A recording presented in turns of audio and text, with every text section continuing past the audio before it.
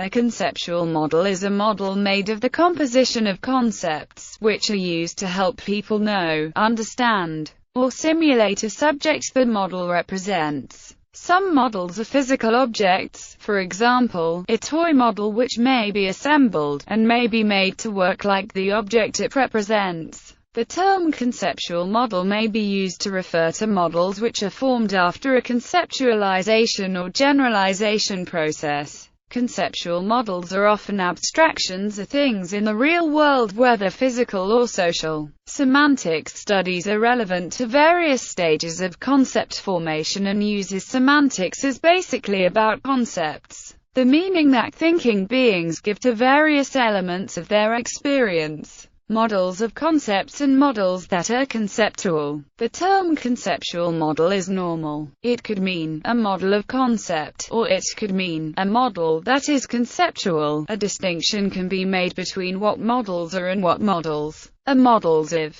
With the exception of iconic models, such as a scale model of Winchester Cathedral, most models are concepts, but they are, mostly, intended to be models of real-world states of affairs. The value of a model is usually directly proportional to how well it corresponds to a past, present, future, actual or potential state of affairs. A model of a concept is quite different because in order to be a good model it need not have this real-world correspondence. In artificial intelligence, conceptual models and conceptual graphs are used for building expert systems and knowledge-based systems. Here the analysts are concerned to represent expert opinion on what is true, not their own ideas on what is true. Type and scope of conceptual models. Conceptual models range in type from the more concrete, such as the mental image of a familiar physical object, to the formal generality and abstractness of mathematical models which do not appear to the mind as an image. Conceptual models also range in terms of the scope of the subject matter that they are taken to represent. A model may, for instance, represent a single thing, whole classes of things, and even very vast domains of subject matter such as the physical universe. The variety and scope of conceptual models is due to the variety of purposes had by the people using them. Overview. Conceptual modeling is the activity of formally describing some aspects of the physical and social world around us for the purposes of understanding and communication. A conceptual model's primary objective is to convey the fundamental principles and basic functionality of the system in which it represents. Also, a conceptual model must be developed in such a way as to provide an easily understood system interpretation for the model's users. A conceptual model, when implemented properly, should satisfy four fundamental objectives: enhance an individual's understanding of the representative system, facilitate efficient conveyance of system details between stakeholders, provide a point of reference for system designers to extract system specifications, document the system for future reference, and provide a means for collaboration. The conceptual model plays an important role in the overall system development lifecycle. Figure 1 below depicts the role of the conceptual model in a typical system development scheme. It is clear that if the conceptual model is not fully developed, the execution of fundamental system properties may not be implemented properly, giving way to future problems or system shortfalls. These failures do occur in the industry and have been linked to lack of user input, incomplete or unclear requirements, and changing requirements. Those weak links in the system design and development process can be traced to improper execution of the fundamental objectives of conceptual modeling. The importance of conceptual modeling is evident when such systemic failures are mitigated by thorough system development and adherence to proven development objectives.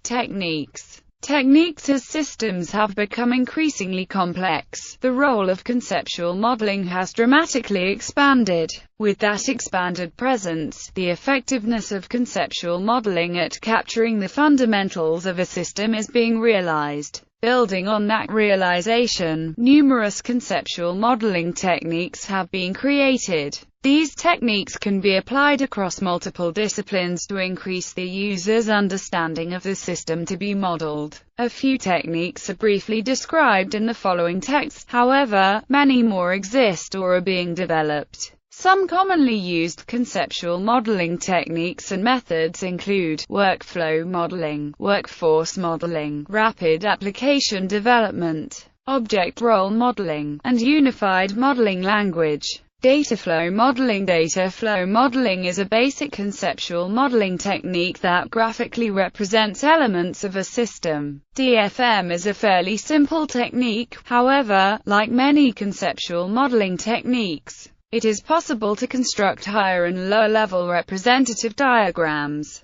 The data flow diagram usually does not convey complex system details such as parallel development considerations or timing information, but rather works to bring the major system functions into context. Data flow modeling is a central technique used in systems development that utilizes the structured systems analysis and design method. Entity relationship modeling. Entity relationship modeling is a conceptual modeling technique used primarily for software system representation. Entity relationship diagrams, which are a product of executing the technique, are normally used to represent database models and information systems. The main components of the diagram are the entities and relationships. The entities can represent independent functions, objects, or events. The relationships are responsible for relating the entities to one another. To form a system process, the relationships are combined with the entities and any attributes needed to further describe the process.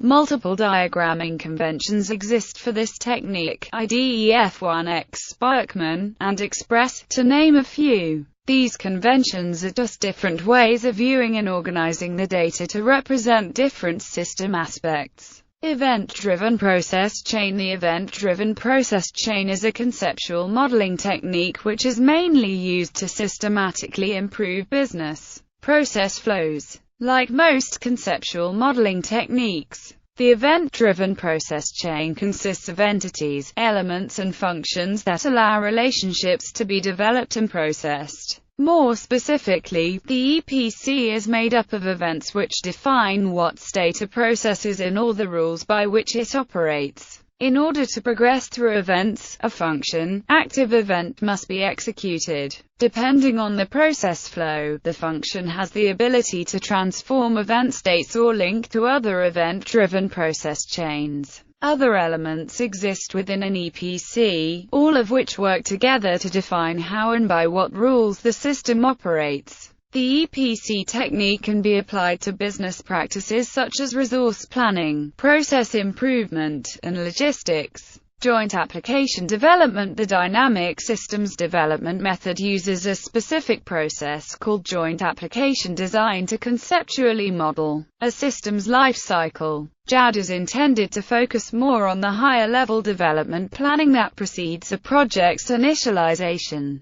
The JAD process calls for a series of workshops in which the participants work to identify, define, and generally map a successful project from conception to completion. This method has been found to not work well for large-scale applications, however smaller applications usually report some net gain in efficiency. Place transition net, also known as Petri nets. This conceptual modeling technique allows a system to be constructed with elements that can be described by direct mathematical means. The Petri net, because of its non-deterministic execution properties and well-defined mathematical theory, is a useful technique for modeling concurrent system behavior, i.e., simultaneous process executions.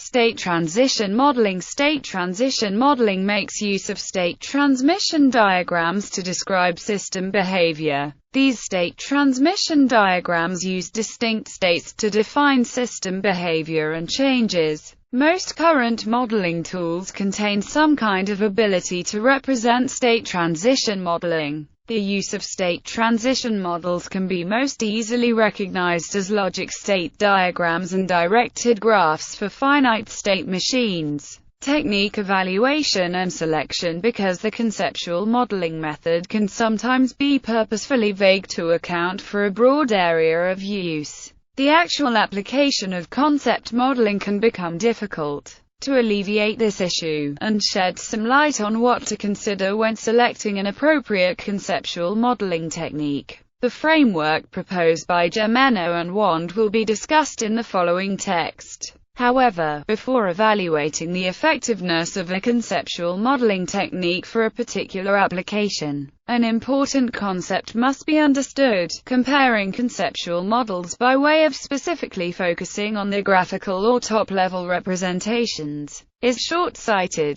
Gemeno and Wand make a good point when arguing that the emphasis should be placed on a conceptual modeling language when choosing an appropriate technique. In general, a conceptual model is developed using some form of conceptual modeling technique. That technique will utilize a conceptual modeling language that determines the rules for how the model is arrived at. Understanding the capabilities of the specific language used is inherent to properly evaluating a conceptual modeling technique, as the language reflects the technique's descriptive ability. Also, the conceptual modeling language will directly influence the depth at which the system is capable of being represented, whether it be complex or simple. Considering affecting factors building on some of their earlier work, Gemeno and Wand acknowledge some main points to consider when studying the affecting factors: the content that the conceptual model must represent, the method in which the model will be presented, the characteristics of the model's users, and the conceptual model language's specific task.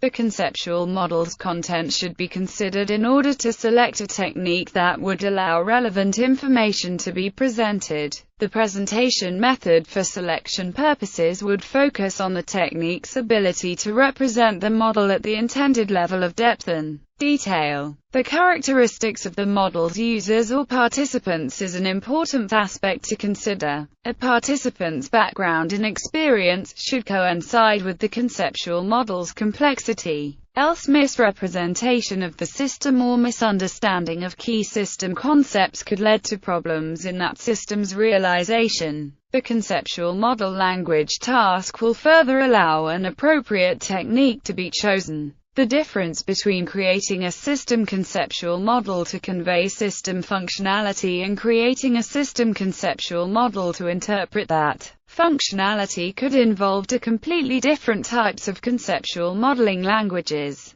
Considering affected variables, Gemeno and Wand go on to expand the affected variable content of their proposed framework by considering the focus of observation and the criterion for comparison. The focus of observation considers whether the conceptual modeling technique will create a new product, or whether the technique will only bring about a more intimate understanding of the system being modeled. The criterion for comparison would weigh the ability of the conceptual modeling technique to be efficient or effective. A conceptual modeling technique that allows for development of a system model which takes all system variables into account at a high level may make the process of understanding the system functionality more efficient. But the technique lacks the necessary information to explain the internal processes, rendering the model less effective. When deciding which conceptual technique to use, the recommendations of Gemeno and Wand can be applied in order to properly evaluate the scope of the conceptual model in question. Understanding the conceptual model's scope will lead to a more informed selection of a technique that properly addresses that particular model. In summary, when deciding between modeling techniques, answering the following questions would allow one to address some important conceptual modeling considerations. What content will the conceptual model represent? How will the conceptual model be presented? Who will be using or participating in the conceptual model? How will the conceptual model describe the system? What is the conceptual model's focus of observation? Will the conceptual model be efficient or effective in describing the system? Another function of the simulation conceptual model is to provide a rational and factual basis for assessment of simulation application. Appropriateness. Models in philosophy and science. Mental model in cognitive psychology and philosophy of mind. A mental model is a representation of something in the mind, but a mental model may also refer to a non-physical external model of the mind itself. Metaphysical models. A metaphysical model is a type of conceptual model which is distinguished from other conceptual models by its proposed scope. A metaphysical model intends to represent reality in the broadest possible way. This is to say that it explains the answers to fundamental questions such as whether matter and mind are one or two substances, or whether or not humans have free will. Conceptual model versus semantics model. Epistemological models. An epistemological model is a type of conceptual model whose proposed scope is the known and the knowable, and the believed and the believable. Logical models. In logic, a model is a type of interpretation under which a particular statement is true. Logical models can be broadly divided into ones which only attempt to represent concepts, such as mathematical models, and ones which attempt to represent physical objects, and factual relationships, among which are scientific models. Model theory is the study of mathematical structures such as groups, fields, graphs, or even universes of set theory, using tools from mathematical logic. A structure that gives meaning to the sentences of a formal language is called a model for the language. If a model for a language moreover satisfies a particular sentence or theory, it is called a model of the sentence or theory. Model theory has close ties to algebra and universal algebra. Mathematical models. Mathematical models can take many forms, including but not limited to dynamical systems, statistical models, differential equations, or game-theoretic models. These and other types of models can overlap, with a given model involving a variety of abstract structures. A more comprehensive type of mathematical model uses a linguistic version of category theory to model a given situation. Akin to entity relationship models, custom categories or sketches can be directly translated into database schemas. The difference is that logic is replaced by category theory, which brings powerful theorems to bear on the subject of modeling, especially useful for translating between disparate models. Scientific models. A scientific model is a simplified abstract view of a complex reality. A scientific model represents empirical objects, phenomena, and physical processes in a logical way. Attempts to formalize the principles of the empirical sciences use an interpretation to model reality.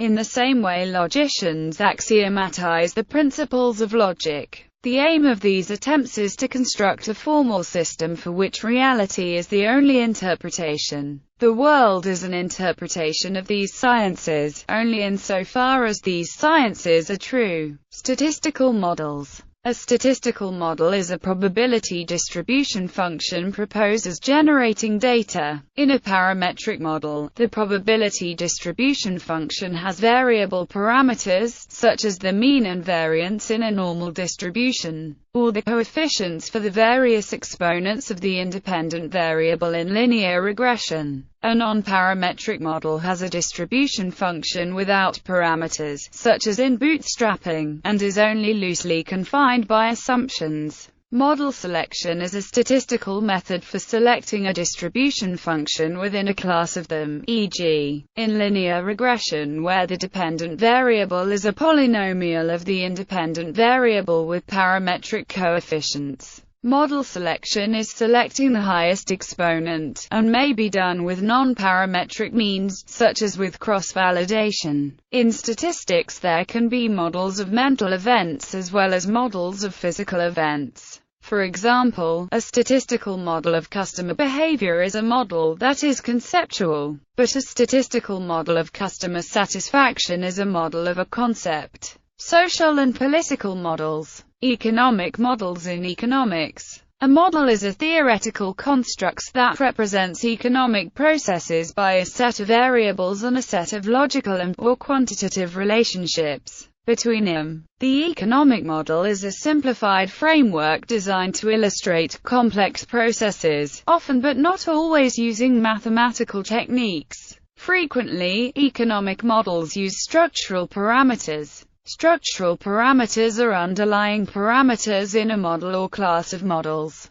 A model may have various parameters, and those parameters may change to create various properties. Models in systems architecture. A system model is the conceptual model that describes and represents the structure, behavior, and more views of a system. A system model can represent multiple views of a system by using two different approaches. The first one is the non-architectural approach, and the second one is the architectural approach. The non-architectural approach respectively picks a model for each view. The architectural approach, also known as system architecture, instead of picking many heterogeneous and unrelated models, will use only one integrated architectural model. Business process modeling. In business process modeling, the enterprise process model is often referred to as the business process model. Process models are core concepts in the discipline of process engineering. Process models are processes of the same nature that are classified together into a model, a description of a process at the type level. Since the process model is at the type level, a process is an instantiation of it.